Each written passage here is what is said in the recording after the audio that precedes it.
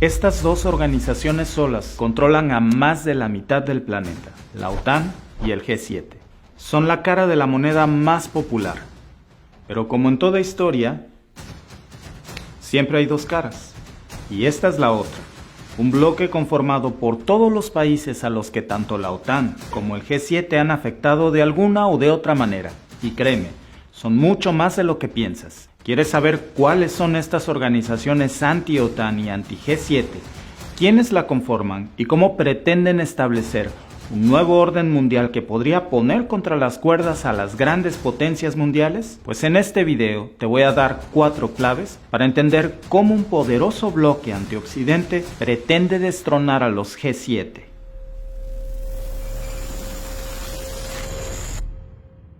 Lo primero, ¿quiénes están en cada esquina del ring? Comencemos por los tradicionales. En el lado de Occidente tenemos a la OTAN, que como sabes es una alianza militar, conformada por 30 países, hasta este momento, claro. Y luego, del mismo lado, liderado por Occidente, tenemos al famoso G7, o el Grupo de los 7, que es una organización conformada por las economías más grandes del mundo: Canadá, Francia, Alemania, Italia, Japón, Reino Unido y Estados Unidos. Por decirlo de otra manera, dinero y poder.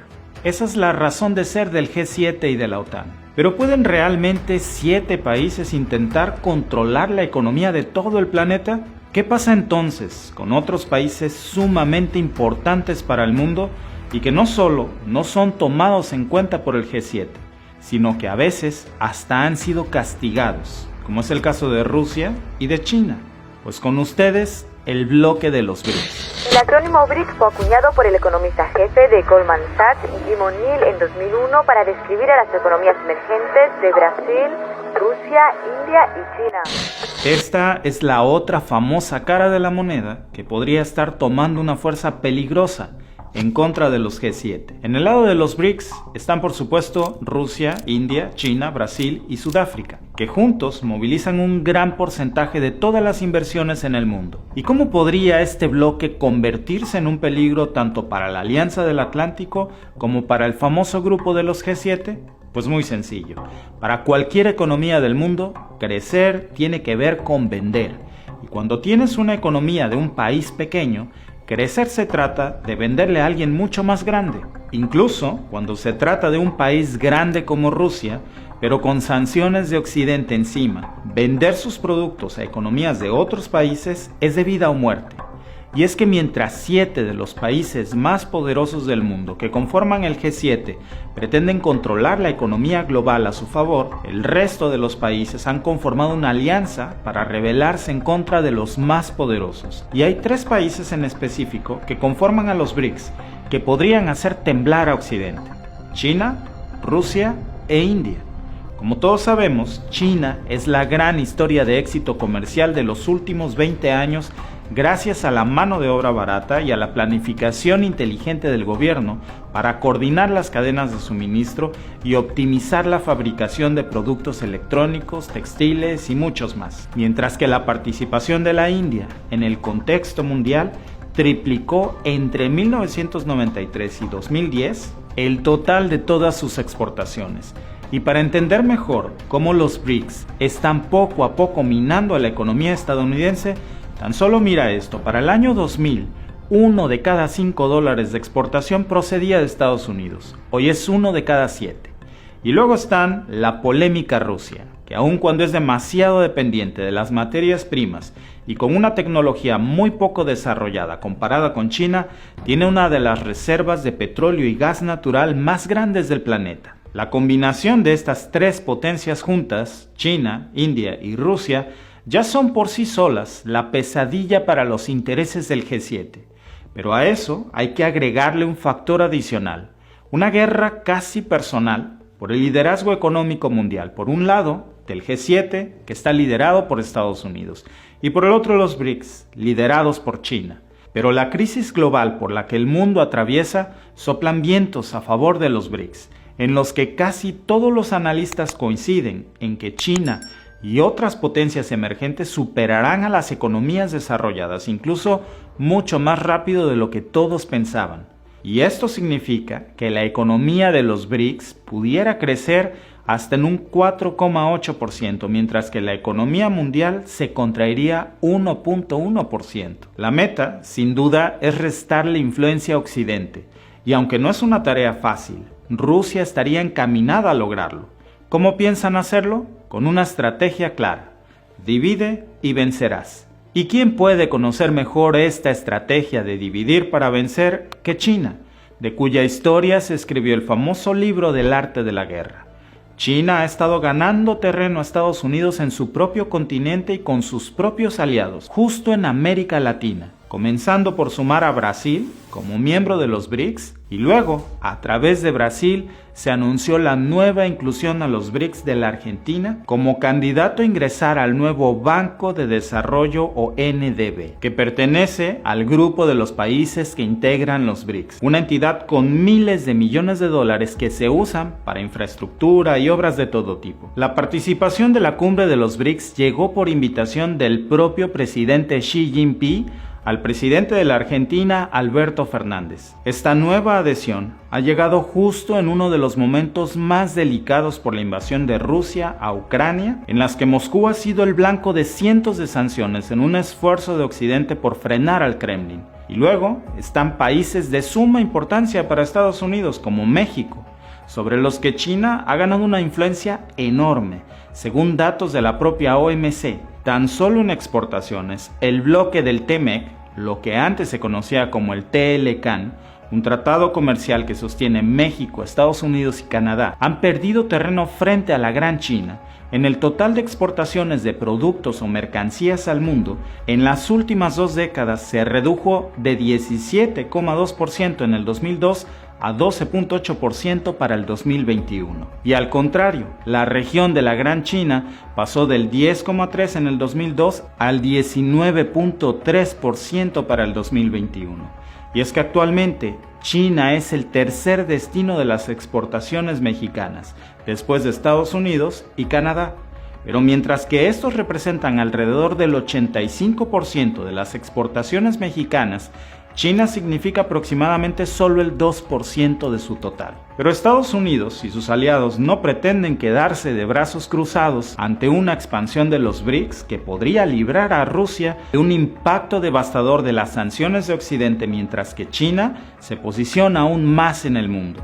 La nueva táctica de Estados Unidos para frenar el avance de los BRICS se basa en debilitar primero a Rusia por medio de lo que el Kremlin ha denunciado como una guerra proxy. Es decir, Estados Unidos no pelea directamente contra Rusia, pero pone a disposición de Ucrania todos los elementos militares que tiene para hacer frente a la guerra, evitando una confrontación nuclear entre Rusia y Occidente, además de sumar a nuevos aliados a la OTAN que tradicionalmente eran países neutrales como Suecia y Finlandia, y finalmente desplegando un poderoso arsenal financiero contra Moscú, más de 600,000 millones de dólares de ayuda económica a los países que considera imprescindibles para contrarrestar el avance chino, principalmente países de Asia y África, es decir, una especie de recompensa o premio para los países o economías emergentes que decidan darle la espalda a China. Con esto Estados Unidos pretende frenar el exitoso plan de China llamado la Nueva Ruta de la Seda, que es un paquete de ayudas financieras chinas que le han conseguido a Beijing relaciones diplomáticas, lazos comerciales y dependencias financieras con muchos países del mundo justo enfrente de las narices de Washington. Pero Estados Unidos debe atacar varios frentes simultáneos para frenar el avance de los BRICS, que se han vuelto como un monstruo de 1000 cabezas, porque además de Rusia y China, también tiene a la India, que ha sido uno de los países que más ha sabido aprovechar todos los huecos que esta crisis de guerra le está dejando. Con la caída de la demanda de petróleo ruso, India obtuvo un enorme descuento y desde que comenzó la guerra ha aumentado considerablemente sus importaciones. Por ejemplo, comprando por montones todo el gas ruso posible sancionado a muy bajo precio, sin importarle las sanciones de Occidente al Kremlin. Y con eso la India está bajando la inflación de su economía y reduciendo el precio de los alimentos en su país, que en particular afecta muy seriamente a la gran mayoría de pobres de la India y a los países en iguales condiciones. Muy a pesar de los reclamos de Estados Unidos para que la India pare de comprar gas ruso, el primer ministro de la India ha callado a Occidente con una simple frase: una familia pobre tiene el mismo derecho a la energía que los ricos y las tensiones geopolíticas son responsables de su aumento. La realidad es que Estados Unidos tampoco puede pelearse con la India, porque la necesita para contener el avance de China en Asia y la considera un socio estratégico en su relación Indo-Pacífico. Y es que la India tiene conflictos en sus dos fronteras principales, con Pakistán por Cachemira y con China por los saltos donde salen los ríos del agua dulce. Pero también India está bien relacionado con Rusia, que es su principal proveedor de sistemas de armas, y en medio de todo esto, Putin ha encontrado un camino muy efectivo para minimizar el impacto de las sanciones de Occidente, vendiendo sus energías a otras economías del mundo. Y el arma más poderosa de Rusia para lograrlo son los BRICS. El objetivo aparente de Vladimir Putin sería resituar a Rusia en un sistema multipolar que acabe con la hegemonía occidental. La realidad es que Rusia está jugando todas sus cartas para mantener a su disposición el poder en el mundo, aunque por supuesto no lo tiene nada fácil.